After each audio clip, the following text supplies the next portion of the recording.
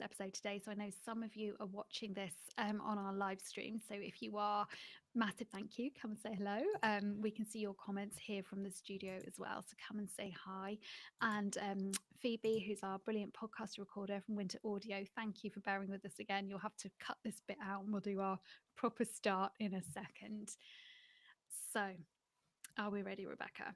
We are all good to go, apart from Cool. over on LinkedIn. So we're still Ah, waiting for LinkedIn to catch up. It's oh, uh, come on, it's doing LinkedIn. it's doing the wheel of doom, the wheel of Oh, waiting. So YouTube is all good, and LinkedIn is all good now. We're here. yay. Okay, all right. So whether you're on YouTube or LinkedIn, here we are. We're live streaming the podcast. We've just recorded an episode and we did that. So we're just testing today. So let us know if you are watching, if you catch any of this, let us know how it goes, how it lands, what connects with you. If we have any technical hiccups, let us know about those as well, please. Thank you for watching and for listening. But we're going to move now into record mode. So we'll get our official podcast voices on in a second. In fact, I'm going to drink my water. Mm. Okay, let's go. We're good. Okay, so welcome to another episode of the Coaching Catalyst podcast. I'm Sarah Bramall and I'm joined by my friend and co host Rebecca Daniel. And we're going to be talking to you today about using your coaching as a leader. When you, as a leader, are coaching and you're supporting everybody else, we're going to be asking you today to think about who is supporting you. That's such a powerful question, and thank you, Sarah. Lovely to be here with you again in the podcast studio. But that question always is a question that helps me to reflect and to think. You're supporting everyone else, but who's supporting you? So, both of us, I consider us both to be leaders, leaders in coaching, leaders in mental coaching, leaders in our business. We're both qualified and accredited coach supervisors. We're executive coaches. We're founder of our own business. We're co founders. And also in our previous careers before this, we were leaders in education and we support professionals who are also leaders, and we support women and we support people who are coaching, who are leading, who are supporting people each and every day. So I think that's really important, is that some people often don't consider themselves to be leaders and they might not have the title. Specifically today we're going to be speaking about those who are in senior or mid-level or exec positions within organizations and businesses. But I think it's really important, if you're listening to this, to think about what that term leadership means to you and whether you consider yourself to be a leader or not. So I'd really just want you to start the episode just with that consideration of what is a leader. So we know firsthand what it's like to be a leader, right? And we know the complexities that occur within that, especially when you're coaching in addition to the role that you're doing. Or you could be solely coaching within an organization as well, Sarah, don't we? So we know what it's like to do all of the juggle. We know what it's like to do and I will call it a school run because it is often a run or a dash, to do all the lunches and all of the laundry and all of the daily mental load, in addition to supporting our colleagues, our coaching clients, to supporting people around us in the work that we do. So we know firsthand what it's like. I just wanted to also start with that as well, that we've been there. Yeah, thank you. And you know what we're noticing within organizations is that increasingly coaching capacity is being held internally, less and less kind of referring coaching or engaging external coaches, apart from perhaps at the very senior levels or for very particular sort of coaching engagements. But increasingly, organizations are building their internal capacity. So some of you listening will be internal coaches, some of you will be have done some sort of coach training and be using that as part of your toolkits, your role in your leadership. And we want to talk to you today about how you are navigating your role as a leader, all of the multiple responsibilities that that entails, as well as offering coaching or coaching conversations to the people that you are leading.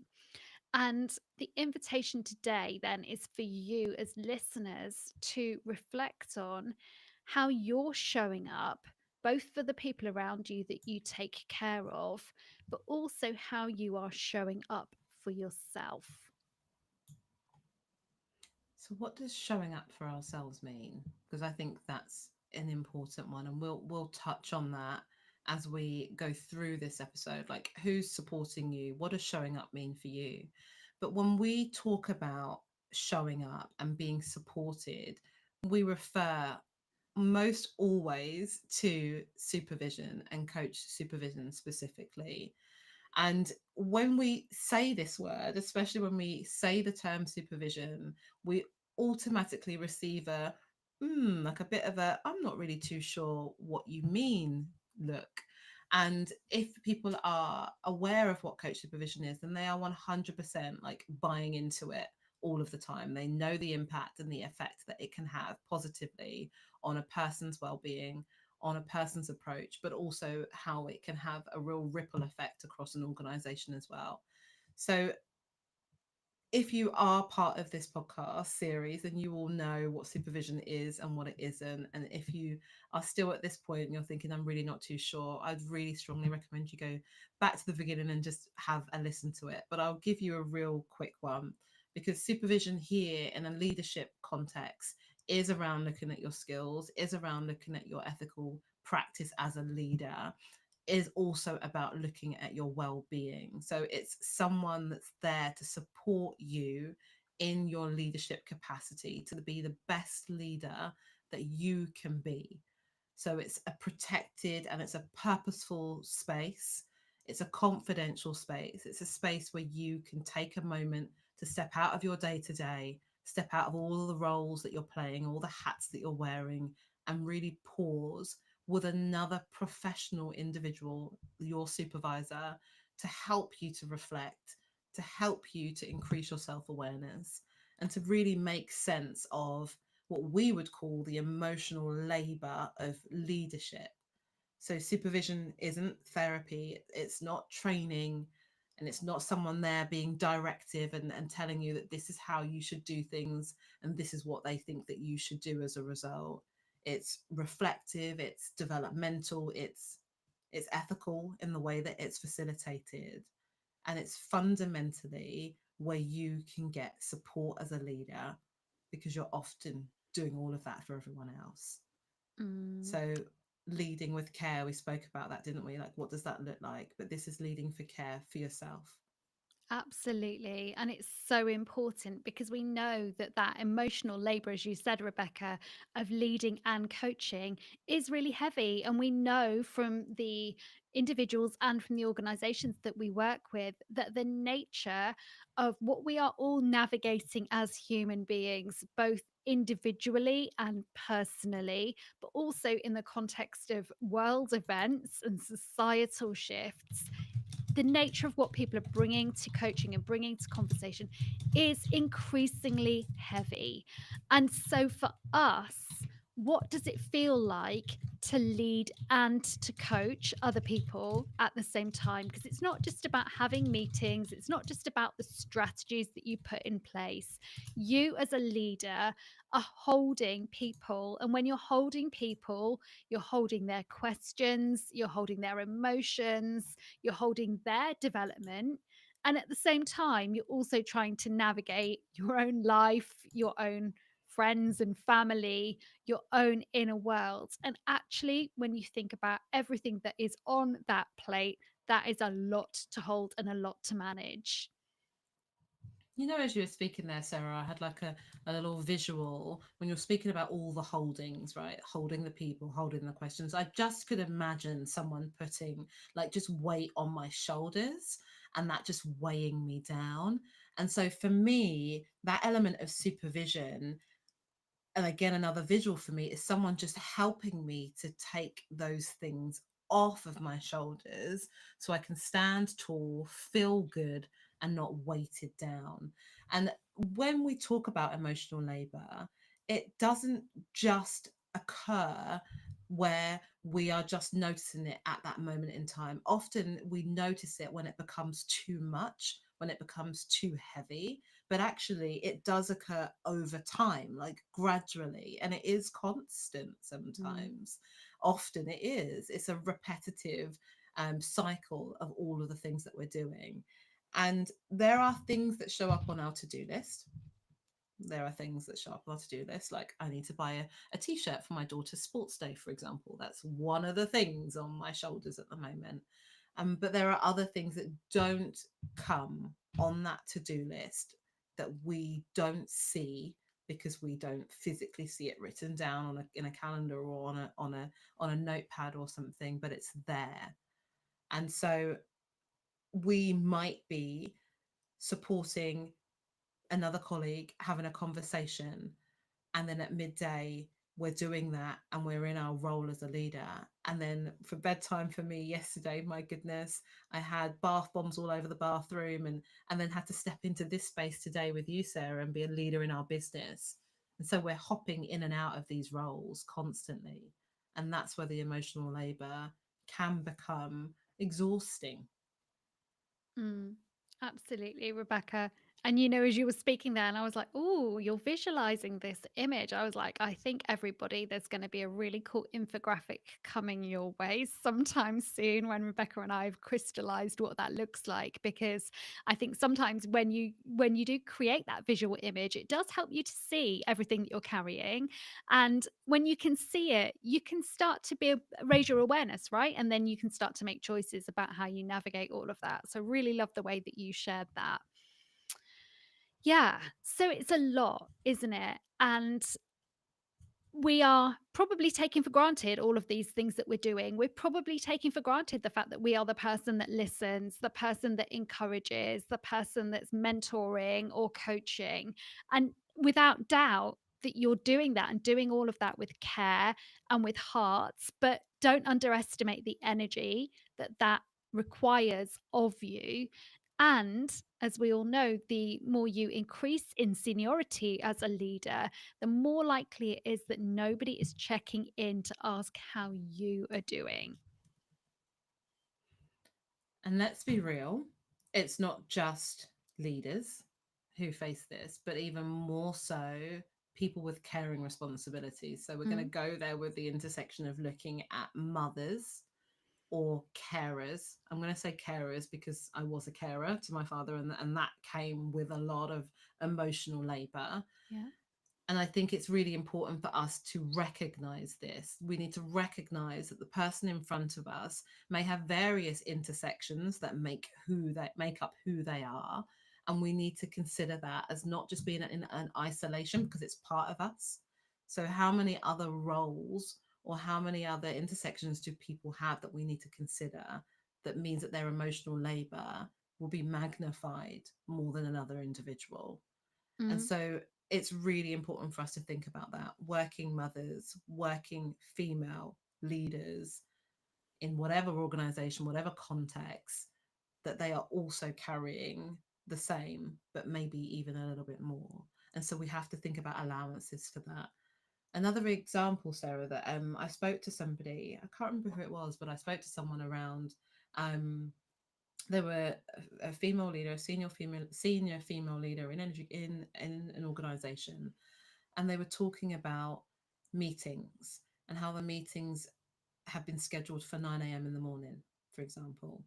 And for anyone, 9 a.m. in the morning, getting to London is a challenge, but it's doable. Don't get me wrong, it's doable. But if you have caring responsibilities and you don't have any support in that, and dropping your kids to school for 9 or 8:15 or 8:30 means that that 9 a.m. meeting becomes even more challenging. And that individual didn't feel comfortable to mention that I'm really, really struggling, because actually a lot of the areas of emotional labor means that we don't want people to feel that we're not capable, that we're not invested, that we're less invested because we have children, and that's not the case at all. We're probably even more so invested in our career and our development and our growth. But I think it's important for us to recognize that these are things that we don't see, and unless someone points it out to us. So supervision is really important because it means that an individual can go to a space where they can talk about those things and think about strategies that can support them in advocating for themselves as a woman, as a carer, as a mother, and still mean that we still are invested in our careers, we're still invested in our leadership, but we just need some reasonable adjustments to be made. Absolutely. I think you make a really good point there. And I think there are some aspects of intersectionality that are maybe visible and more socially acceptable to talk about, and some that really still carry some stigma or are more difficult to bring to the workplace. And I think, what we're talking about here, yeah, affects working mothers, but also affects fathers. Or affects all people who have caregiving roles and responsibilities. And something that we were talking about recently, I was saying, that there can be some focus, which is a good thing, on parents of young children at that point of maternity, paternity, return. But actually, we know that it doesn't stop there. The caring responsibilities don't stop there. And if you're navigating parenting teenagers, perimenopause and menopause, aging parents, health challenges. There are many, many factors that contribute to, as you said, the weight that we carry. So, a question to pose to you. Let's take a pause and let me pose this question. Is if you think about all of the things that you have currently on your plates, and if you could just take one thing off your plate, what would that one thing be for you?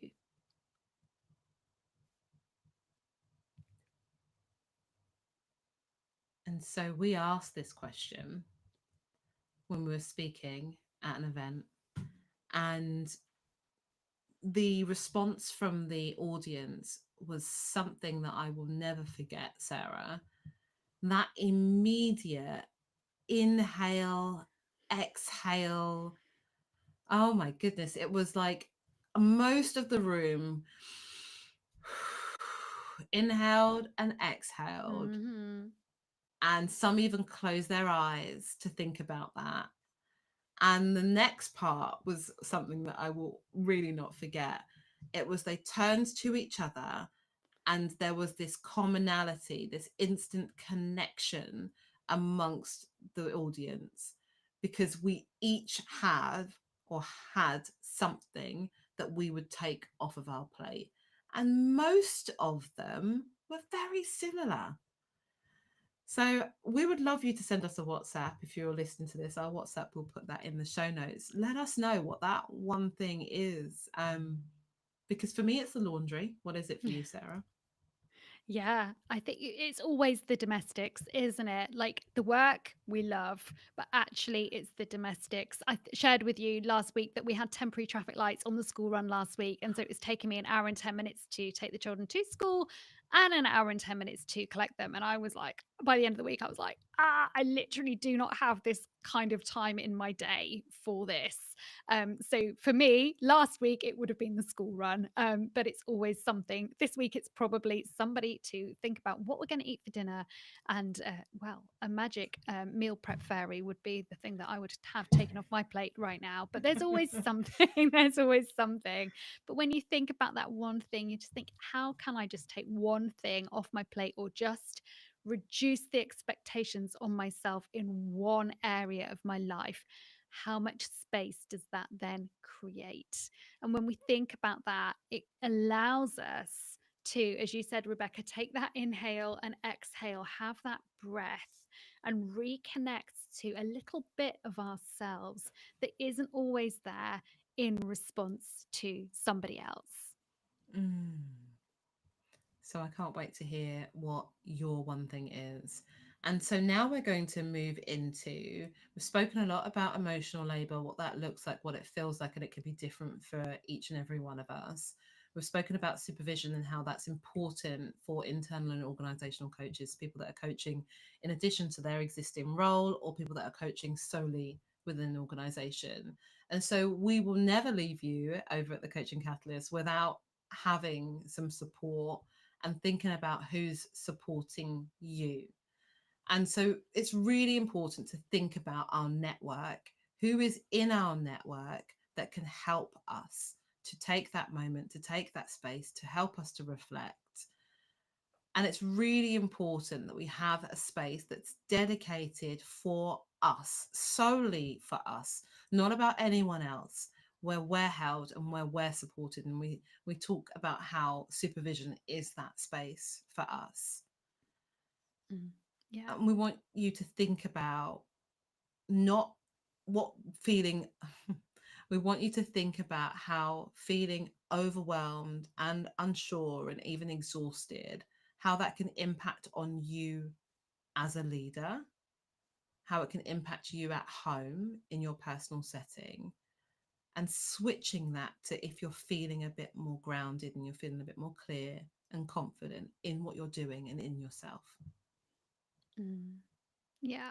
It's offering, isn't it, that space for us to really have time to slow down, to process whatever it is that's challenging us, to celebrate our strengths and our wins as well, because I know so many of us can be so hard on ourselves, and to explore the impact that everything that we're carrying is having on us. So it's absolutely supervision, not a nice to have. It's essential to effective leadership, especially if part of your role is in coaching or mentoring others, which as a leader, inevitably it will be. We all know the expression, you can't pour from an empty cup, but let's think about trying to pour from a cup that's a bit cracked. And I'm laughing when I say this because I'm like, oh, I'm sure there are some cracks in my cup. But when we've got a cup that's cracked, we can't keep pouring from it. We have to stop and do some rest and repair to restore ourselves so that we can keep serving others. I'm going to share just something really small before we wrap up, that this is a work in progress for us all. Sarah and I think about a year ago, we are go go go, and we are like, okay. Sarah's supervisor was like, slow, slow, slow, and so we a year ago we were like, we need to put in some accountability for us to slow down together as business partners and friends, and reflect on what we're winning, what we're learning, and what we're reflecting on for the month. So Sarah, you'll know in our calendar that we have this each and every month. And sometimes, this is why I'm going to share, that we're not always perfect. Sometimes we bypass the calendar invite, the prompt to slow down, and we do something else. But often we recognize it and we go, oh, we haven't done this for some time. Let's go back. And although we do this weekly, individually, or with the supervision collective, with the coaches in our supervision collective, we do it together as a partnership of what are we celebrating. And so that's a really small tip or prompt that anyone can implement. And so again, with all of us, we always try to say, make sure that it's manageable, and small steps are always a great place to start. So if you don't have anything in place at the moment, just think about small ways that you can support and resource yourself, and reflect on what's working, what's not working, what you're celebrating, what you're learning. So yeah, that's, Mm. I thought I'd share that, because I think it's easy for us to say all of this, but knowing that we're also human too. Yeah, yeah, absolutely. And it's great as well to have one small step, one small action that you can take away and give yourself that time. So if you've been listening today and any of this is resonating with you, know that you're not alone. It's so common for us to be the person that's holding the space for everybody else, but rarely has it held for you. And, to know that you deserve to have that space to live in a way that is more than just surviving the juggle, but actually to lead with clarity and intention, to have the opportunity to coach with confidence and to show up with energy that can be sustained, that's not sacrificing your own well being as a result. And by no means is it a sign of weakness, or that you're not doing a good job, or that you're not invested in the work that you're doing. It's a courageous act of leadership. It's a sign that you do care. You care even more so than you even show. And so it's important for us to think about leaving you with this question that Sarah posed to you at the very beginning. is that you're supporting everyone else, but who's supporting you? So, in the Coaching Catalysts, we are really committed to supporting internal and organizational coaches. And we know not only will it impact you personally and professionally, but it will also have a real ripple effect across the organization. So we have hosted internal roundtables.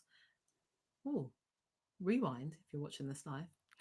So we have hosted roundtables for internal and organizational coaches.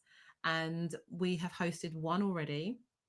And the feedback from that has been really, really pivotal in learning more about what's happening in various different organizations, in different sectors, different people in different parts of their coaching journey, and they're completely complementary. So you spend 90 minutes with us and other internal and organizational coaches, and we go through and we share best practice together, we share top tips, we look at ways forward, and we also share ways that you can continue to have ongoing supervisory support in your coaching practice.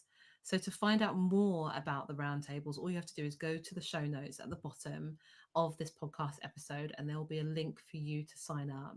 There will be dates dotted across the year. Even if you can't make them, please do sign up, because you will also gain access to the report from our roundtable that we hosted previously. So you can learn as well from what's already been discussed. And if you have any questions, please do not hesitate to email us at hello@thecoachingcatalyst.com. Thanks, Rebecca. Okay. And we have a tradition here, and we've missed it the last couple of episodes, of closing with 2 words that sum up what we're taking away from our conversation today. So, Rebecca, do you want to go, or do you want me to go? She's I'm pulling face. wincing at the moment. She's Yeah, I'm putting my wincing. face. I'm putting my face. You go, you go. Okay, I'll go. Give you some time to think. So, 2 words for me: a cup, and that image of a cracked cup, and a plate, and that reminder to myself to take one thing off that plate. So I'm leaving today with those 2 metaphors of a cracked cup and a full plate, and reminding myself to repair that cup and take something off my plate.